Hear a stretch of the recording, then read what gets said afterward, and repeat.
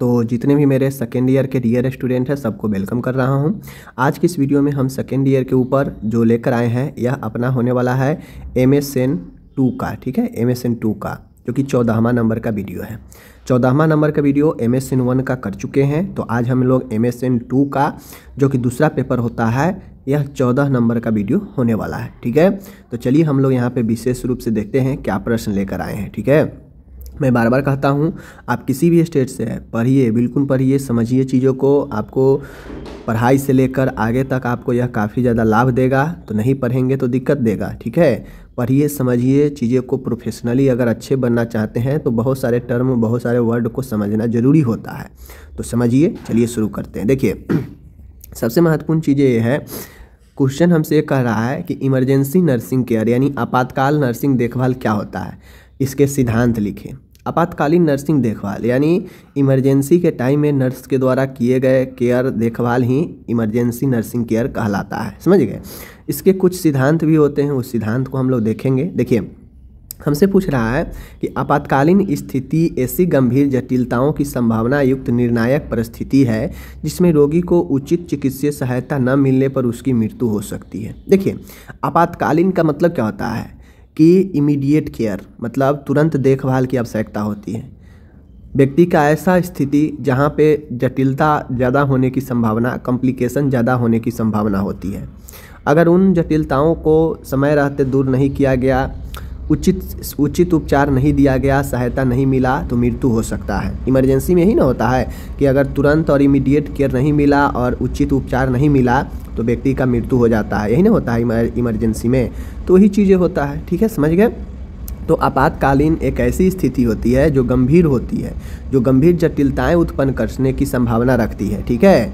और ऐसे परिस्थिति में अगर उचित संभावना, उचित इलाज, उचित सहायता अगर न मिले तो पेशेंट का मृत्यु तक हो सकता है। तो यही अपना इमरजेंसी नर्सिंग केयर होता है, ठीक है। आगे मैं बता दूं कि आपातकालीन नर्सिंग देखभाल जो होता है वो यहाँ पे गंभीर परिस्थितियों में व्यक्ति के जीवन को बचाने के लिए किए जाने वाला तुरंत देखभाल आपातकालीन नर्सिंग देखभाल कहलाता है। एक नर्स के द्वारा, सीधा लैंग्वेज में समझिए कि इमरजेंसी नर्सिंग केयर क्या होता है। तो देखिए, तो होता यह है कि आपातकालीन नर्सिंग देखभाल एक ऐसी देखभाल होता है जहाँ पे गंभीर परिस्थितियों में व्यक्ति को जीवन को बचाने के लिए जो नर्स के द्वारा की जाने वाली तुरंत देखभाल होती है वही आपातकालीन नर्सिंग देखभाल होती है। जाहिर सी बात है, कोई पेशेंट आया, एक्सीडेंट हो गया, जल गया, ठीक है, पॉइजन ले लिया, तो ये सब इमरजेंसी कंडीशन पड़ता है। अगर इसमें तुरंत आप देखभाल उपचार नहीं करेंगे तो व्यक्ति का डेथ हो सकता है, ठीक है ना। तो यह एक गंभीर परिस्थिति होता है जिसमें जीवन बचाने के लिए नर्स जो है तुरंत जो काम करती है, देखभाल करती है, उसे आपातकालीन नर्सिंग देखभाल कहते हैं। चीज़ों को समझ गए। चलिए आगे मैं बढ़ता हूँ। यहाँ पे प्रिंसिपल ऑफ इमरजेंसी नर्सिंग यानी जो आपातकाल नर्सिंग होती है, आपातकाल के समय कुछ सिद्धांत होता है नर्सिंग का, उसको जो है यहाँ पे बताना है। तो देखिए एक समय में एक से अधिक रोगी को आपातकालीन देखभाल प्रदान करनी हो तो ट्रियाग सिस्टम के द्वारा प्राथमिकता का निर्धारण करना चाहिए। आपको ये चीज़ें ध्यान रखना चाहिए। ट्रियाग क्या होता है, तो ट्रियाग मतलब होता है कि जो ज़्यादा गंभीर है, पहले जिसको जीवन के बचने के आसार ज़्यादा है, पहले उस पर संभावना, उस पर जो है आपको फोकस करना चाहिए, ठीक है। अब ऐसा नहीं है कि कोई मृत व्यक्ति पर आप अपना जो है टाइम पास करके बर्बाद कर दे, जिससे जो जीवित होने वाले व्यक्ति है उसको भी जो है समस्या हो जाएगा, ठीक है ना। तो ये जो ट्रियाग जो सिस्टम होता है बेसिकली यही कहता है कि जिसको जीवन में जीवित होने की संभावना आसार ज़्यादा है तो पहले उस पर जो है आप क्या करें, देखभाल दें, ये चीज़ें। तो पहला सिद्धांत कोई फॉलो करेंगे। दूसरा पॉइंट यहाँ पे कह रहा है कि रोगी के आपातकालीन विभाग में पहुँचते ही रोगी का आकलन करके उपचार तुरंत शुरू कर देना चाहिए। आपको इन चीज़ों को ध्यान देना चाहिए कि जैसे ही रोगी इमरजेंसी वाला आए उस पर टाइम वेस्ट नहीं करना चाहिए। तुरंत असेसमेंट करें कि आखिर मरीज को किस कारण से हुआ है, क्या हुआ है, और उसको तुरंत उपचार शुरू कर देना चाहिए, ठीक है। आगे है आपातकालीन विभाग में अनावश्यक भीड़ एकत्रित होने नहीं देनी चाहिए। आपको इन चीज़ों को ध्यान रखना चाहिए कि इमरजेंसी वार्ड जो होता है वहाँ पे अनावश्यक भीड़ न हो, ठीक है। आगे इस चीज़ को ध्यान रखना पड़ता है कि बेहतर उपचार के लिए रोगी को अगर रेफ़र करना हो तो तुरंत एम्बुलेंस का प्रबंध करके रोगी को तुरंत प्राथमिक उपचार देकर भेज देना चाहिए, ठीक है। मान गए आपके हॉस्पिटल में इतना कैपेसिटी नहीं है कि पेशेंट को आप मैनेज कर सकते हैं, तो तुरंत फर्स्ट एड देकर आगे आपको रेफ़र कर देना चाहिए, ठीक है। रोगी की देखभाल के दौरान सख्त विसंक्रमी तकनीक का इस्तेमाल करना चाहिए। आप रोगी की देखभाल कर रहे हैं तो इसमें बिल्कुल एसेप्टिक तकनीक का इस्तेमाल करनी चाहिए। रोगी व उसके परिजनों को साइकोलॉजिकल सहारा देनी चाहिए। मान लीजिए पेशेंट एक्सीडेंटल हो सकता है, पेशेंट जो है डूबने वाला हो सकता है, पेशेंट जलने वाला हो सकता है, ठीक है, पेशेंट पॉइजन वाला हो सकता है, कुछ भी इमरजेंसी वाला बन सकता है जिसमें तत्काल उपचार की आवश्यकता पड़ती है जीवन बचाने के लिए। तो उस कंडीशन में ये सारे सिद्धांत को हमको ध्यान में रखना चाहिए और सारे चीज़ को ध्यान में रखते हुए हमको करना चाहिए, ठीक है ना। तो ये हो गया आपातकालीन देखभाल और आपातकालीन देखभाल के कुछ बातें ध्यान में रखने वाले सिद्धांत, ठीक है। जो बातें ध्यान में रखकर काम करते हैं वही सिद्धांत बनता है। तो यही पर सिद्धांत मैंने दे रखा है। आगे मैं बढ़ता हूँ तो आगे है आपातकालीन देखभाल में नर्स की भूमिका स्पष्ट कीजिए। यानी एक इमरजेंसी कंडीशन में, इमरजेंसी सिचुएशन में नर्स के द्वारा जो देखभाल किया जाता है उसमें एक नर्स की क्या क्या भूमिका होनी चाहिए, हमको उसको रोल पूछ रहा है, नर्स का रोल पूछ रहा है, ठीक है, भूमिका।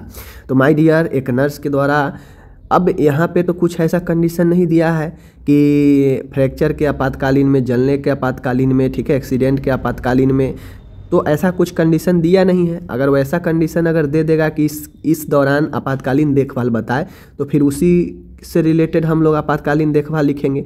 लेकिन यहाँ पे हमको सीधे आपातकाल का देखभाल में नर्स की भूमिका बताना है। तो यहाँ पे हम लगभग सभी तरह के जो कॉमन जो समस्या हो सकता है किसी भी आपातकालीन सिचुएशन में, चाहे जल जाए, डूब जाए, पॉइजन खा ले, चाहे इलेक्ट्रिक करंट लग जाए या फिर आपका एक्सीडेंटल हो, तो इन सब में जो कॉमन कुछ जो चीज़ें होते हैं उसको हम लोग मैनेजमेंट करेंगे, उसको जो है यहाँ पे हम लोग लिखेंगे, ठीक है। और दूसरी चीज़, एक चीज़ और मैं क्लियर कर देता हूँ, ध्यान दीजिएगा। सेकेंड बात कि जो भी लोग हैं जिनको भी नर्सिंग मैनेजमेंट में, बार बार कहता हूँ, नर्सिंग मैनेजमेंट आपको पॉइंट बनाकर उसके अंदर लिखना चाहिए, मैनेज करना चाहिए। अगर अभी तक आपको नहीं आ रहा है तो आज इस वीडियो के माध्यम से आप समझ लेंगे कि कैसे हम पॉइंट खोजें और कैसे हम पॉइंट के अंदर मैनेज करके लिखते हैं। तो वो जो पॉइंट वाला सिचुएशन बन रहा था कि पॉइंट खोजिए और उसको मैनेज कीजिए, 4-5 पॉइंट खोजकर, तब बेहतर ऑप्शन है नर्सिंग प्रबंध का। तो आज यहाँ से क्लियर भी हो जाएगा, ठीक है। देखिए, जैसे नर्स का भूमिका पूछ रहा है, नर्स का भूमिका पूछे या आपातकालीन प्रबंध पूछ दे, बात वही है। तो एक नर्स के द्वारा आपातकालीन विभाग में जो रोगी की देखभाल होती है वो महत्वपूर्ण होती है। तो इस समय नर्स की भूमिका क्या होती है, चलिए देखते हैं। पहला तो ये है कि भाई आप कोई पेशेंट आया, अब वो पेशेंट किस प्रकार का है उसका आपको आकलन करना है, असेसमेंट करना है। नर्सिंग प्रक्रिया पहला चरण असेसमेंट ही होता है, आपको पता है, ठीक है। रोगी का आकलन करना होता है। उसी प्रकार नर्स को आपातकालीन देखभाल में रोगी के आते ही उसकी समस्या पहचान कर वह उसका तीव्र आकलन करना चाहिए। वह नर्स को निम्न प्रकार से आकलन करना चाहिए, ठीक है। आकलन मतलब असेसमेंट, पता करना मरीज किस कंडीशन में है, क्या समस्या हुआ, ठीक है ना, कि क्यों हुआ। तो इसका आकलन करके जो है, आकलन करने के बाद ही हमको कारण पता चल जाता है तो हम ट्रीटमेंट शुरू कर देते हैं। तो पहला पॉइंट मरीज को, नर्स को चाहिए कि वह आकलन करे, असेसमेंट करे, ठीक है। अब यहाँ पे होगा क्या, असेसमेंट में आप क्या क्या कर सकते हैं पता करने के लिए। तो वाइटल साइन नापिए, ब्लड, बीपी, ठीक है ना, टेम्परेचर, ये सब जो है आप लीजिए। जैविक चिन्ह, ऑक्सीमीटर, पल्स मीटर, ये सब जैविक चिन्ह जो है आप मापिए उसको, ठीक है, पता चल जाएगा कि क्या गड़बड़ी है। आगे है श्वसन की क्रिया का आप आकलन करेंगे कि श्वसन सही से हो रहा है या नहीं हो रहा है मरीज के अंदर। कॉन्शियस लेवल का जांच करेंगे कि पेशेंट चेतन है या अचेतन है, इसका लेवल का जांच करेंगे। शरीर से किसी प्रकार के अगर ब्लीडिंग हो रहा हो तो उसका आप जांच करेंगे। तो बेसिकली असेसमेंट में हम लोग जांच करते हैं पता लगाने के लिए कि पेशेंट का कंडीशन क्या है, ठीक है ना। तो आकलन जब हम कर लेंगे हमको पता चल जाएगा कि पेशेंट में क्या कमियाँ हैं, अब उसका हम लोग आगे ट्रीटमेंट करेंगे, ठीक है। तो पहला इमरजेंसी केयर में, नर्सिंग देखभाल में पहला हम लोग असेसमेंट करते हैं। असेसमेंट हो गया, असेसमेंट करने के बाद अब जो जो कमियां होगी उसको उपचार किया जाएगा। लेकिन हम तो यहाँ पे जो है लिख रहे हैं आपातकालीन देखभाल, तो हम देखेंगे आपातकालीन देखभाल में क्या क्या कर सकते हैं, ठीक है ना। तो पहला तो असेसमेंट हो गया। दूसरा अब यहाँ पे अपन है श्वसन मार्ग साफ रखना, मेंटेन क्लियर एयरवे। कहने का मतलब है कि जो श्वसन मार्ग होता है, श्वसन मार्ग इमरजेंसी कंडीशन में हो सकता है फुल हो जाए, हो सकता है वह ऑब्स्ट्रक्ट हो जाए, श्वसन मार्ग अवरुद्ध हो जाए। तो आपको श्वसन मार्ग साफ करके बना के रखना पड़ता है ताकि इसी श्वसन मार्ग से तो पेशेंट जो है श्वसन कर पाएगा ना। तो श्वसन मार्ग साफ रखना बहुत ज़रूरी होता है। उसके लिए अगर वायु मार्ग में कोई बाहरी पदार्थ है तो उसे हटा देना चाहिए। एयरवे वायु मार्ग को साफ करने के लिए जो ट्रेकियो ब्रोंकल सक्शन होता है वो सक्शन करना चाहिए, ठीक है। उसके बाद है रोगी को ओरल सिक्रेशन, मुंह से कोई स्राव आ रहा है तो उस स्थिति में चेहरा एक तरफ करना चाहिए। इससे स्राव जो है बाहर निकल जाता है, अंदर नहीं जाता है, ठीक है। तो ये सब जो है आपको वायु मार्ग साफ करने का एक तरीका है। आगे है यदि इंडोट्रेकियल ट्यूब डाली गई हो तो इसको सोडा बाइकार्ब से सफाई करनी चाहिए। अगर मरीज इमरजेंसी में है और उसमें जो है इंडोट्रेकियल, उसको ट्रेकिया में कोई ट्यूब डाला है तो उस ट्यूब को जो है साफ़ करना चाहिए सोडा बाइकार्ब से, ठीक है। आगे मैं यहाँ पे दूसरा पॉइंट आपका हो गया समाप्त। देखिए कुछ नहीं है, हमको वायु मार्ग श्वसन मार्ग को चालू करने के लिए श्वसन मार्ग को साफ करना पड़ेगा।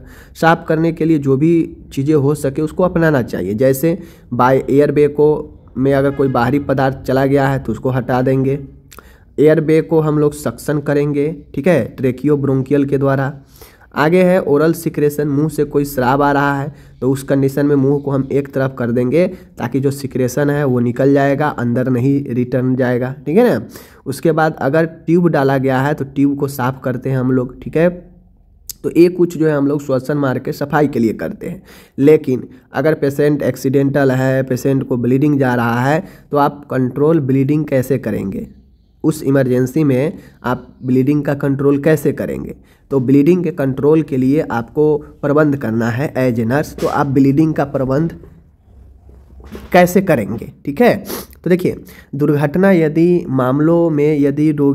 के मामलों में यदि रोगी के शरीर से रक्तस्राव हो रहा हो तो इसे तुरंत रोकने का प्रयास करना चाहिए किसी भी तरीक़ा से। आप पहले अगर ब्लीडिंग हो रहा है तो तुरंत जो है ब्लीड को कंट्रोल करें, समझ रहे हैं। ब्लीडिंग साइट पर प्रेशर दिया जाता है जिससे रक्तस्राव कम होता है, ठीक है।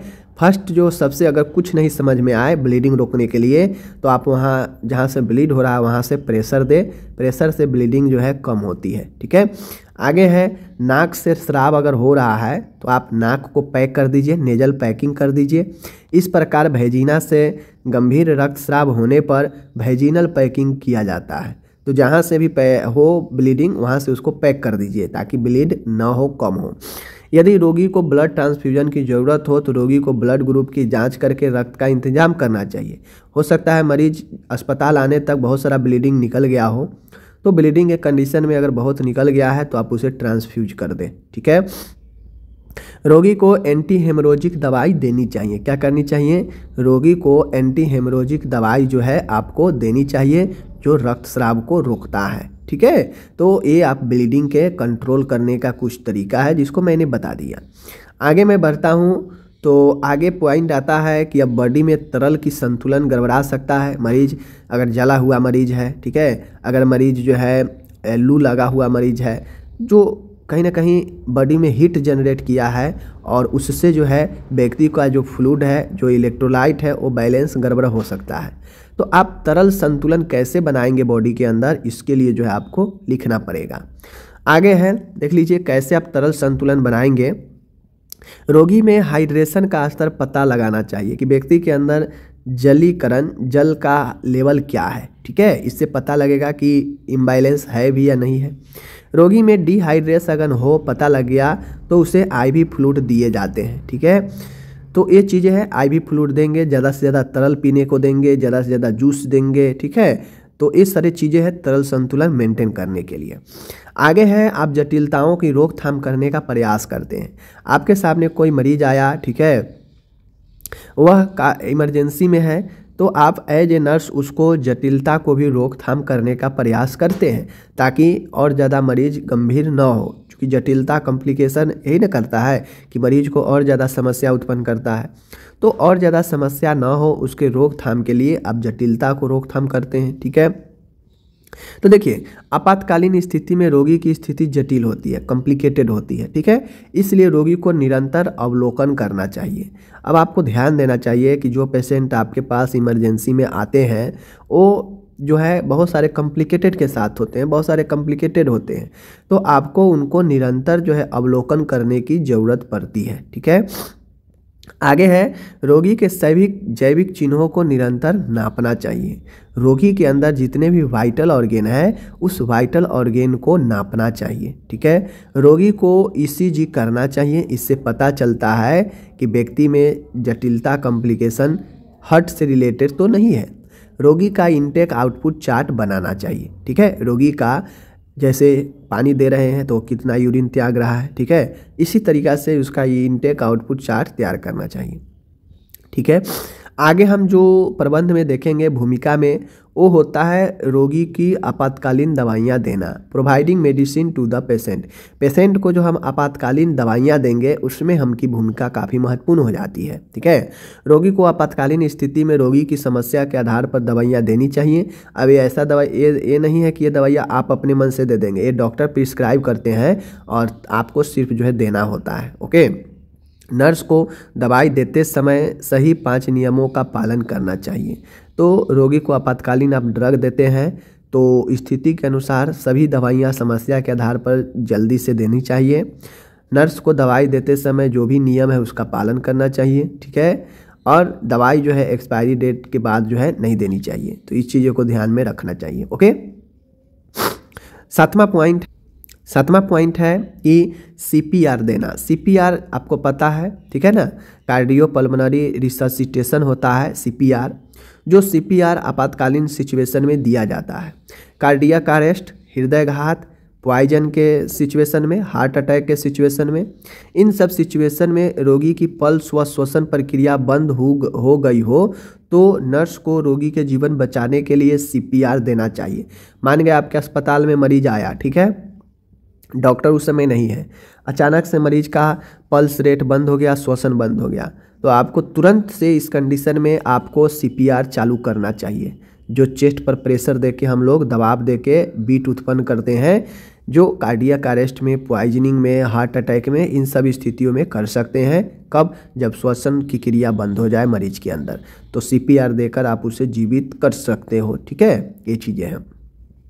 और आखिरी चीज़ें ये होता है कि मान गए इमरजेंसी केयर में आप कोई पेशेंट आया, कोई हो सकता है कटा फटा, ठीक है, जला हुआ, तो ये सबको घाव बना रहेगा, तो आप घाव की देखभाल कैसे करेंगे? ठीक है, तो देखिए किसी दुर्घटना या हमले में यदि कोई रोगी को घाव हो जाए तो घाव की एंटीसेप्टिक सॉल्यूशन से सफाई करके ड्रेसिंग होनी चाहिए।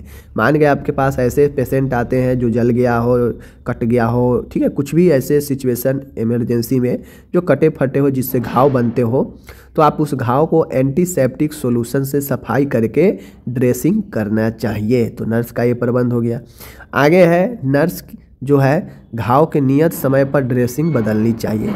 अब होता यह है कि जो घाव होता है उसको केयर करने में आपका जिम्मेदारी ये है कि अब एक ही ड्रेसिंग जो है लंबे समय तक नहीं लगाएंगे, उसको समय समय पर ड्रेसिंग बदलनी चाहिए जिससे इन्फेक्शन वगैरह नहीं होता है। ठीक है, तो ये अपन हो गया यहाँ पे आपातकालीन नर्सिंग प्रबंध और नर्स की भूमिका।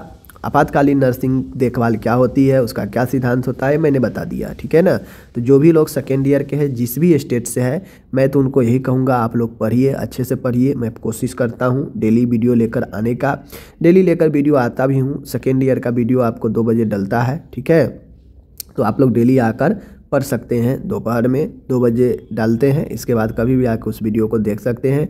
और प्लेलिस्ट 2023 से 24 का भी चल रहा है, इसलिए 2023 से 24 के प्लेलिस्ट में सारे के सारे डलते हैं। ठीक है, धन्यवाद।